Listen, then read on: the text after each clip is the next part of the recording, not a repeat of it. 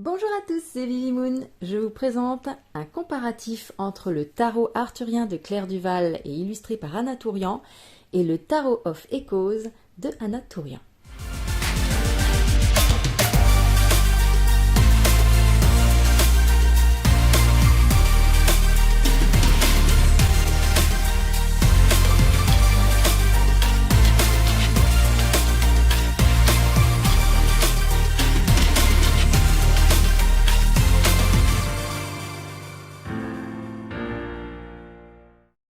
Hey, ça fait un petit moment que j'étais pas revenue par ici. J'avais pas énormément de temps. Depuis le début d'année, c'est un petit peu le rush.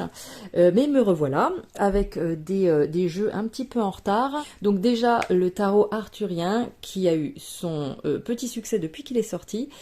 Et le nouveau Tarot of Echoes de Anna Tourian. L'un qui est en mass market et l'autre en auto-édité. Il est possible qu'il sorte un jour en mass market puisque là de plus en plus son style séduit. Donc je pense que un jour ou l'autre il devrait peut-être sortir en mass market.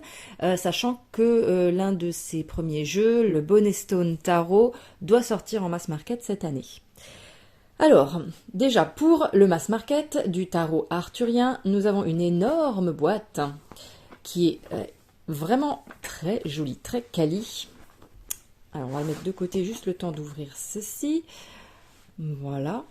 J'aime beaucoup aussi la typo utilisée qui va bien avec le thème du roi Arthur et de ses légendes. Pénètre dans un monde subtil, plein de mystères et de surprises, à la rencontre de ton être profond, celui qui depuis toujours est en lien avec le sacré, la magie et l'indicible.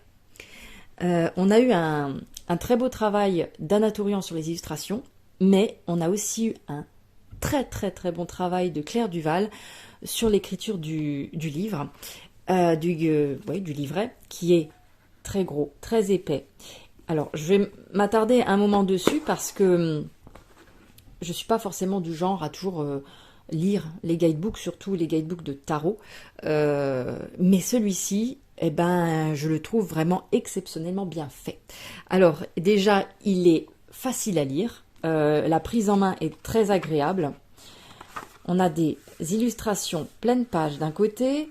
On a la typo, hein, je redis, mais qui est vraiment sympa, qui colle bien avec l'univers. On a à chaque fois une petite phrase qui accompagne. Voilà, on a des correspondances par rapport à l'énergie de la carte, à quoi elle correspond. Hein. Ici, bon, on a l'esprit de l'éther et on a aussi l'élément air qui est associé à la carte. Et ensuite, on a les symboles qui sont représentés sur la carte, qu'on a voulu mettre en avant par rapport au Rider-Waite, et la signification. Donc là, on se rapporte à la légende arthurienne. Ici, le fou du bois, c'est Merlin. On explique un petit peu qui est ce personnage, qu'est-ce qu'il veut nous dire quand on l'a dans notre tirage, en tout cas quand il est en mode fou des bois. Voilà, on a son côté lumière, donc la carte à l'endroit, et son côté voilé, comme ils disent, qui est la carte retournée. On a aussi quelques exemples de questions que l'on peut être amené à se poser pour faire du journaling. Et pour finir, on a sa quête sacrée, la quête sacrée qui se rapporte à la carte et à nous quand on la tire. Et là où je dis qu'il est vraiment bien, c'est qu'il est facile à lire. En fait, il est super intéressant. Il est écrit de telle façon qu'on a envie de le lire. Et on se plaît à le lire. Enfin, pour ma part, j'aime bien lire, mais comme je vous le dis, les livrets de tarot, je ne m'attarde pas forcément dessus, mais celui-là, systématiquement, il m'intéresse. Et puis surtout, on apprend plein de choses sur la légende du roi Arthur. Et puis surtout tout ce qui s'y rapporte. Donc c'est vraiment très intéressant d'avoir ce livret pour compléter le tirage. Il apporte vraiment de bons éléments, tout en se basant quand même sur le Rider-Waite. Mais voilà, il y a quelques petites adaptations parfois qui sont vraiment intéressantes. Et alors que je regarde encore un petit peu, on a aussi quelques titres rajoutés sur les arcanes mineurs. Voilà, on a un titre ajouté à la carte. Voilà, c'est la 7 de bâton par exemple ici, mais ça s'appelle aussi le Seigneur de la Vaillance.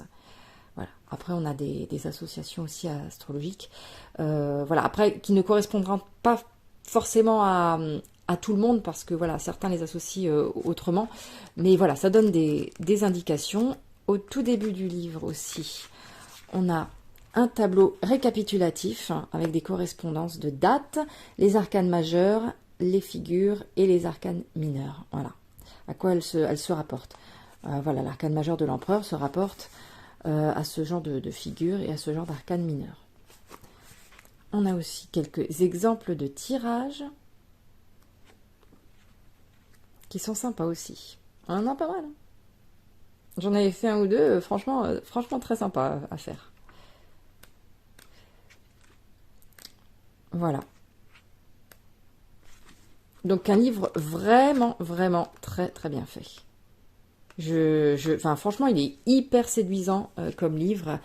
On a envie vraiment. Enfin, moi, il me donne envie. Puis il y a un petit côté vieilli de la couleur de la page. En fait, tout est fait pour que ce soit attirant. Et surtout, ce qui est bien aussi, c'est que on n'a pas un pavé à lire. C'est assez court et c'est vraiment une lecture agréable. C'est pas compliqué.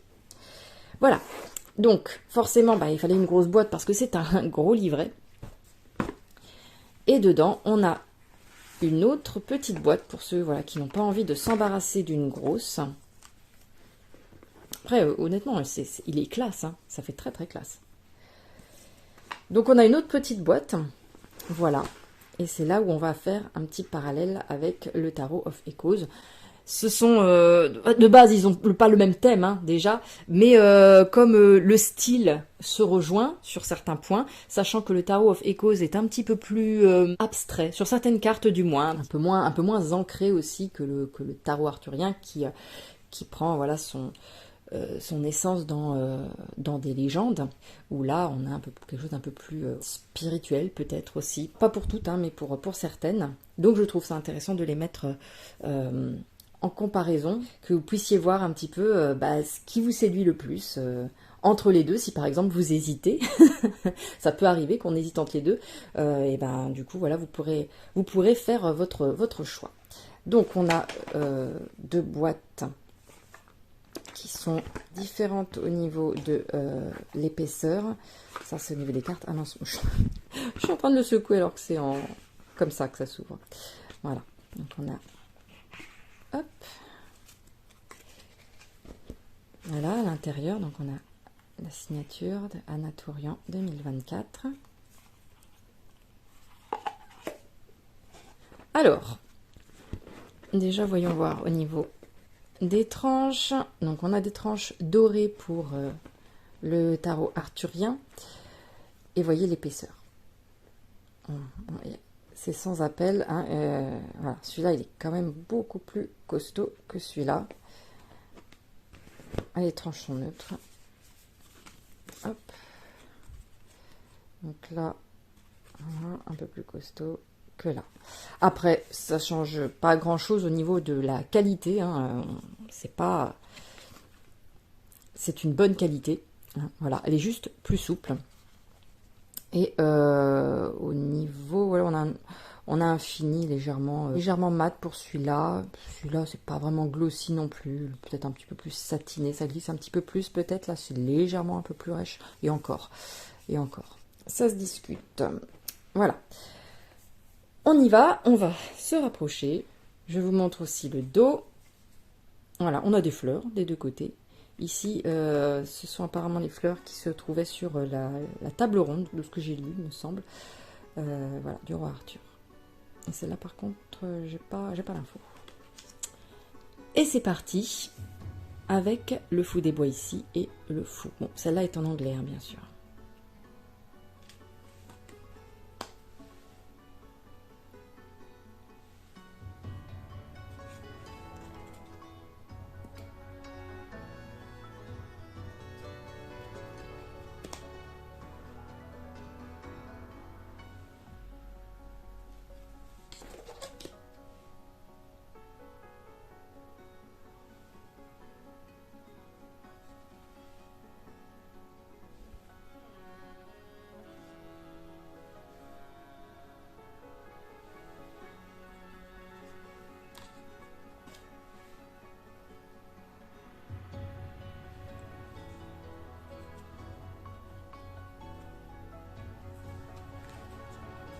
Alors ici, je l'ai inversé exprès parce que voilà, on a on a un qui suit, on va dire, la numérotation du Marseille, l'autre du Rider. Mais là, je l'ai mis exprès, voilà, je l'ai changé pour que vous puissiez faire une comparaison quand même.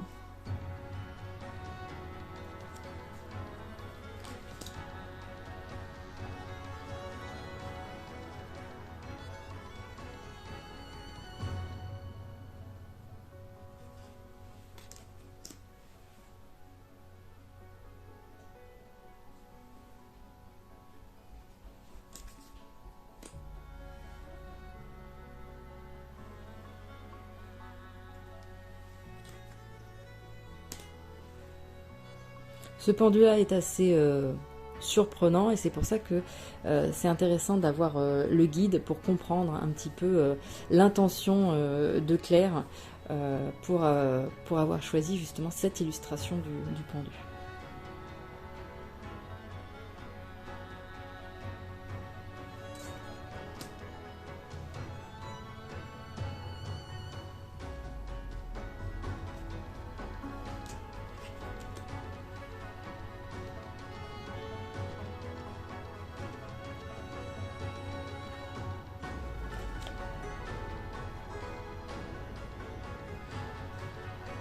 Cette carte-là, par exemple, est très, elle est presque un peu contemporaine, je dirais. Elle fait assez moderne, puis en même temps, elle est très malaisante, hein, je trouve.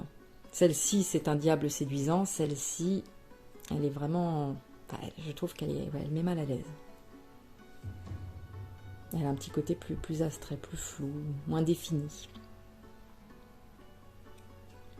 De la volonté de l'artiste, hein, bien sûr.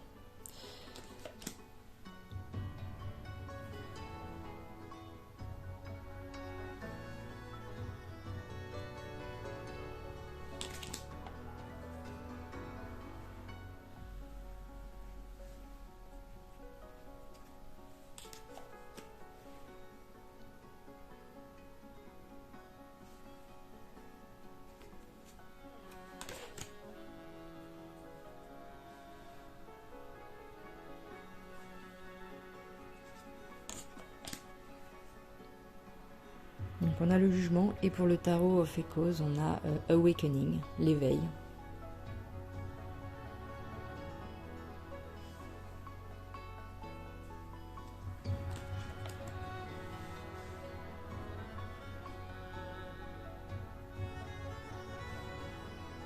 Un côté lune, un côté soleil.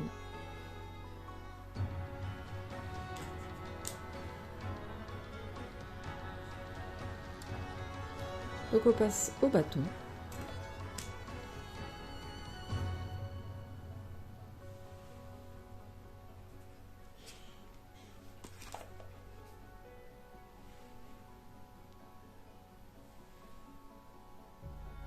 Intéressante aussi celle-là.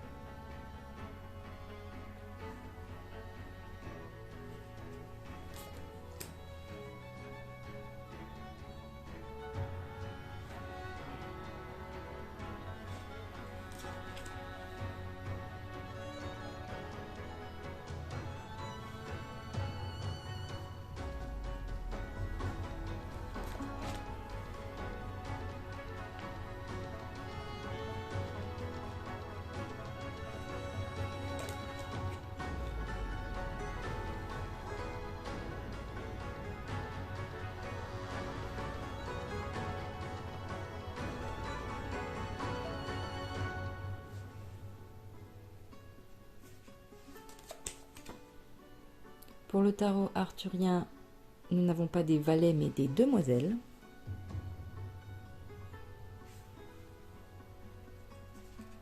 On n'a pas la même énergie, la même ambiance là. Enfin, c'est une énergie de valet de bâton, mais voilà, avec une autre approche.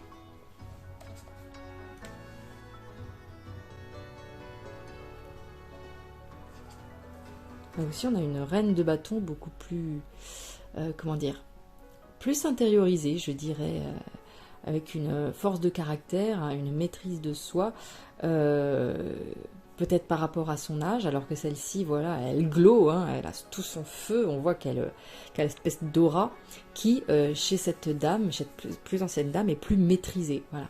Il n'y a pas besoin, par exemple, pour elle de trop en faire.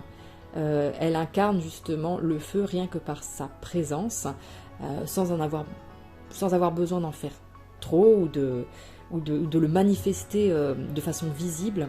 Voilà, peut-être un charisme qui transpire chez elle, alors que là, on a quelque chose de beaucoup plus enflammé, beaucoup plus visible.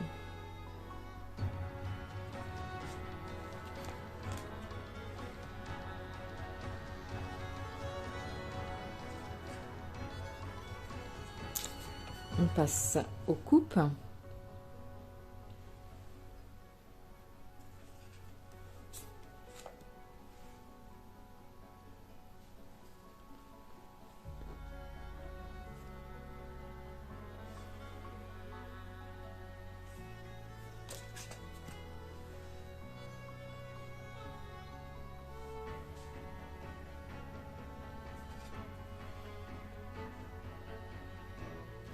Là, ce qui est marrant avec le Tarot of Echoes, c'est que pour un 5 de coupe, on a pas mal de couleurs finalement.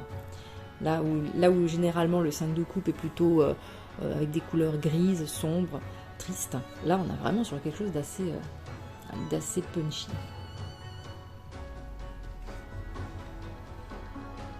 Très jolie carte. Celle-ci aussi, avec le bateau de son enfance, très certainement.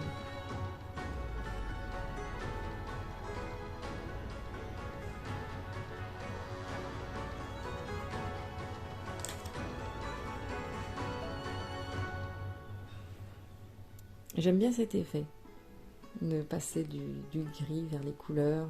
Je trouve ça très sympa comme proposition.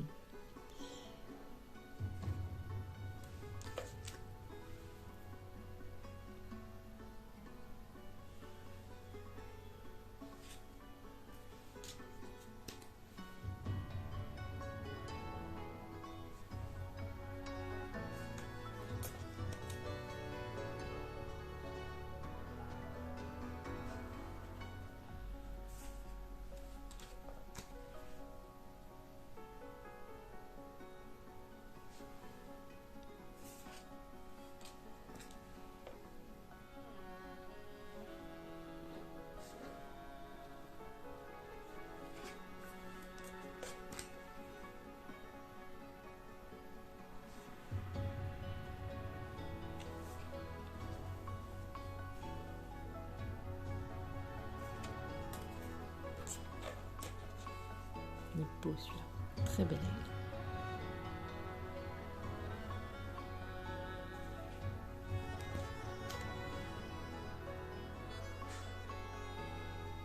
Ici, on a le reflet du cœur avec les trois épées.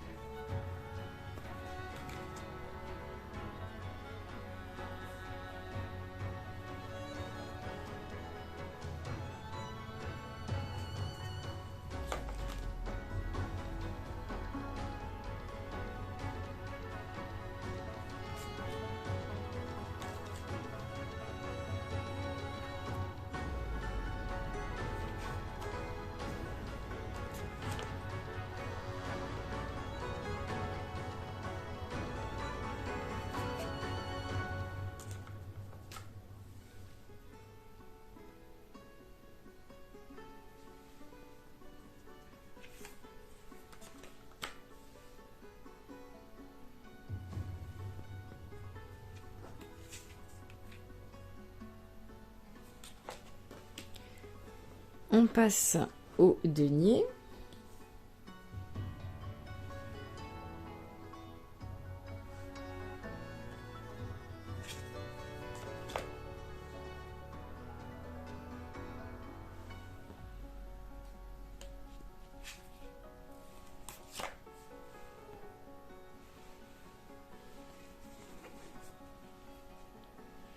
Celui-là, il est assez, quand même, le tarot of Echoes est assez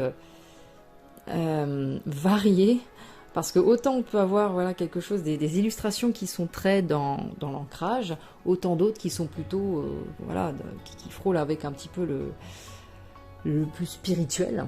C'est assez marrant.